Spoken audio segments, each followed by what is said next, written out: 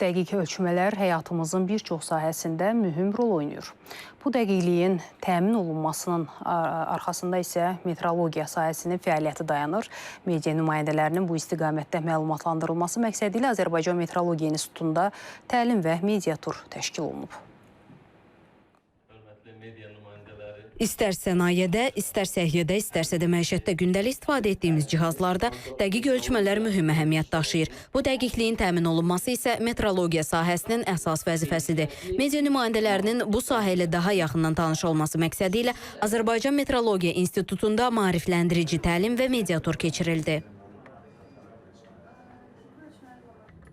İnstitutun fəaliyyəti ölkədə ölçmə və kalibrləmə imkanları, eləcə də milli etalon bazasının inkişafı istiqamətində görülən işlər barədə ətraflı məlumat verildi.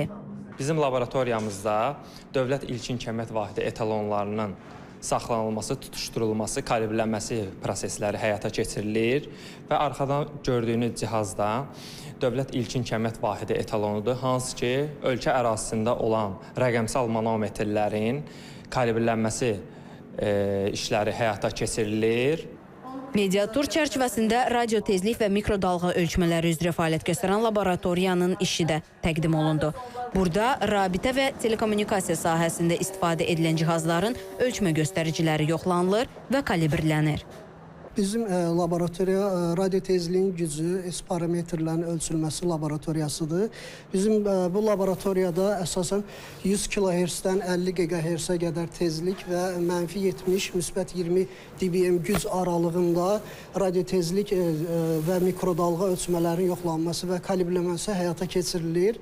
Bizim əsas məqsədimiz ölçmələrin dəqiqliyini təmin etmək, radio tezlik cihazlarının və etalon cihazlarla yoxlanılıb kalibrləməsini, aktını təmin etmək. Beləliklə, gündəlik həyatda çox vaxt diqqət etmədiyimiz ölçülərin arxasında yüksək dəqiqlik tələb edən mürəkkəb texniki proseslər dayanır. Məhz bu sistem sayəsində istifadə etdiyimiz cihazların göstəricilərinə etibar etmək mümkündür. Səbinə Şükürova, Atababa Vəliyev, İTV Xəbər.